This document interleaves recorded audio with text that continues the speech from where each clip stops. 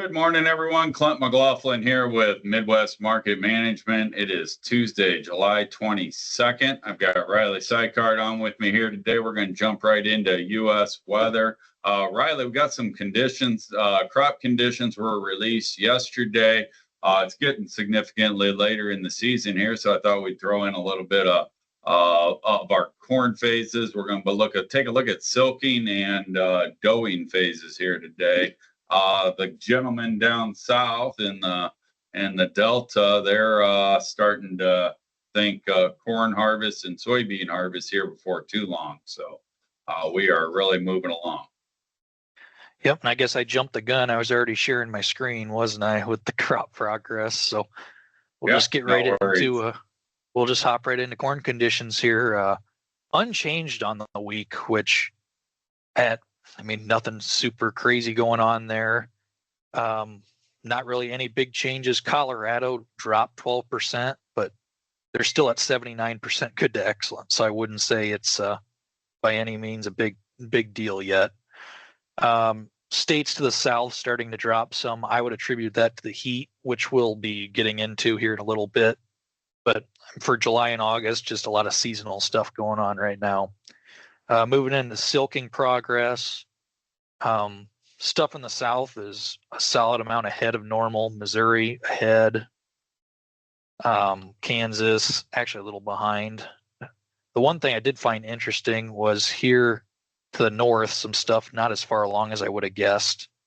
Nebraska behind. South Dakota, as early as they got their crop in the ground, are actually behind last year. So that's kind of a bit of a shocker for me, Clint. I mean, nothing's blowing me away that I'm concerned about by any means, but stuff is behind. I'm wondering if there has been talks of some guys that I've spoke with on the phone that people in the north have been getting affected by those wildfire smoke from Canada. I don't know how much of an effect that has on slowing down the crop, but there is a chance that could be contributed to it. But until it's been officially proven, I'm not really going to use it as a reason. But on the silking side, Clint, do you have any comments? No, other than, then the Dakotas, they got a really fast jump on planting, but then they turned off pretty cold after that. And across, Minnesota as well, which they're showing 44 versus an average of 54. Here in Wisconsin, we're at 30 versus the average is 31. So I'm actually surprised here in Wisconsin that we're as caught up as we have. But yeah, that early cold snap, like right after things were planted, I think that's honestly probably your bigger goal, would be my guess. Yep, I agree. So with that, also, I'm purely speculating here, but if they were starting to switch to more fuller, longer term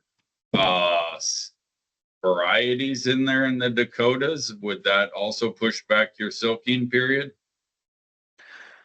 Well, corn can, especially with a non-fixed year, corn can flex and it will adapt. Because I remember here locally, back in 2013, we had a really wet spring, and there was guys still planting 110-day plus varieties in the second days of June, and it was all said and done when it came time for harvest.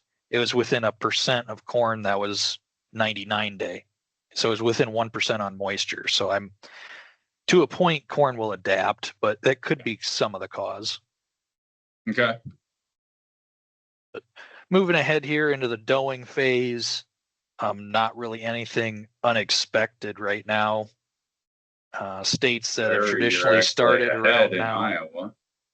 Yes, Iowa ahead, Kansas ahead, Missouri slightly ahead, but there's not really anything obnoxiously off by any means. No reason to spend a ton of time on this one. Yep.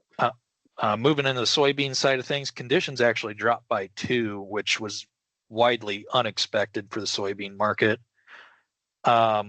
Illinois with an unchanged this week. They had a big upgrade last week, and listening to the RJO crop roundup yesterday, I was expecting them to have another increase this week, but they didn't.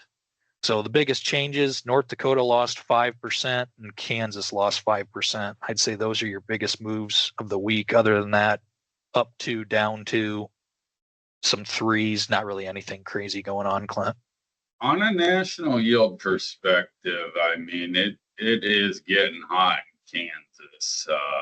When we get into our heat maps, that's getting to be some pretty obnoxious temperatures out there. So, there's a lot of beans being planted in Kansas anymore, in Missouri as well. So and you're coming around in a time period here where, we've been pretty on this,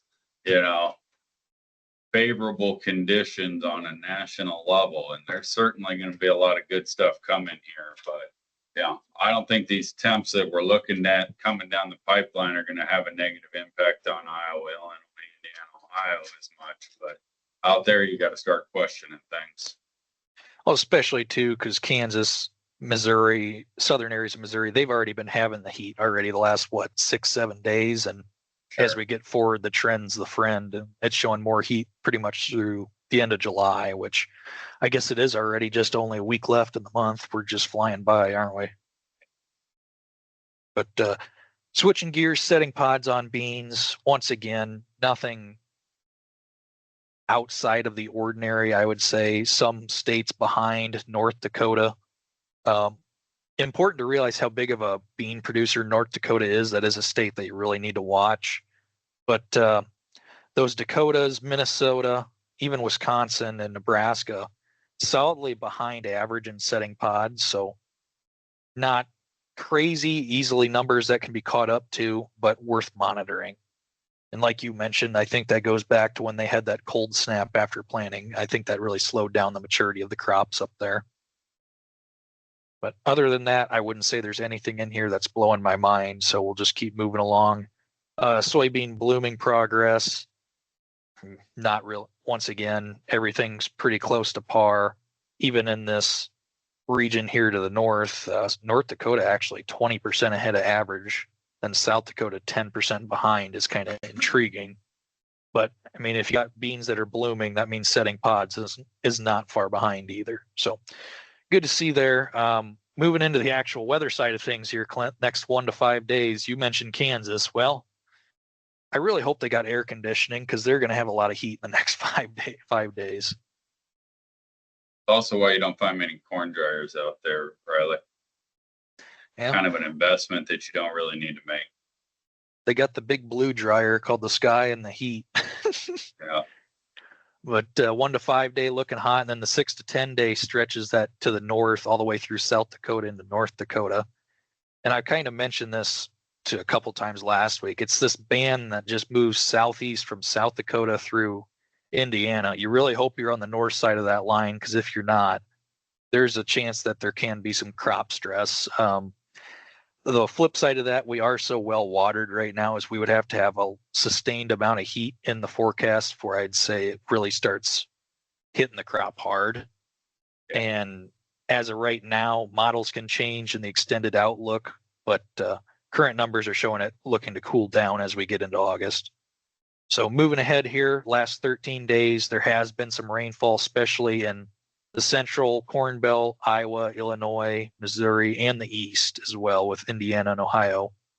So definitely plenty of rain this time of year. That is very unexpected to see that wet of a map, and that's what's been hampering this corn market here now in the last couple days. As we had a nice week last week, the heat's being shown to not be sustained, and we're taking a lot of what we gained last week right back off. Moving into the 1 to 5 day, some chances for some spottier stuff here and there. That's typical for this time of year. We just kind of got to wait and see how much of it comes true and how much doesn't. But same old story. Rain this time of year is definitely not a good thing for markets, but a great thing for crops.